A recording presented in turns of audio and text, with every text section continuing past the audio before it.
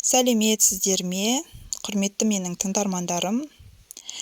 Каналыма жазылып, лайк басып, комментарий жазып кетуді ұмытпаңыздар. Бүгін біз ашуландыруға болмайтын 6 шоқ жұлдыз белгісі жөнінде айтатын боламыз. Торпақтар. Торпақтар ұрсысқанды ұнатпайды. Көбіне у-шу, ұрыс-керістен аулақ жүруге тырысады. Бірақ ұрыстан қорқады дегенді білдірмейді. Жетер жеріне жеткізгенде, бұлар ашудан, ызадан жарылуы мүмкін. Торпақтардың өте қырсық мінезі бар.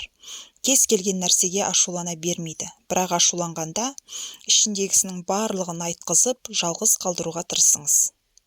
Ашуы басылғанда, бірақ біраз уақыт керек. Ашуы басылғанға біраз уақыт керек.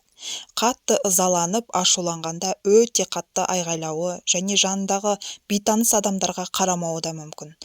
Үнемі мазасын алатын адамдарға шыдамсыз келеді. Яғни бар ашуын сол үнемі мазасын алатын адамнан алуы мүмкін. Келесі бізде арыстандар.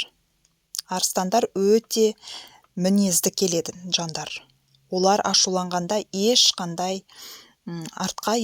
артқа шаг жасамайды. Өздері кінәлі болып жатса да, ешқашан кешірім сұрамайды, мойындамайды.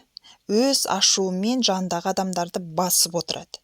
Өзі бірінші шаг жасап, ұрыс-керісті ары қарай жандандыруы да мүмкін. Өзі жақсы көретін адамдарды қорғау үшін соңына дейін барады. Саршаяндар. Саршаяндар жақсы адам болу үшін ұрыс-керістен аулақ жүреді. Бірақ қарсыласы артық кетіп жатқанда өз мінезін көрсете біледі. Өзін қатты ашуландырған адамды аямай кек алады. Қатты айғайламай, ұрыс-керіссіз ақ кек алып, кез келген адамды орнына қояды.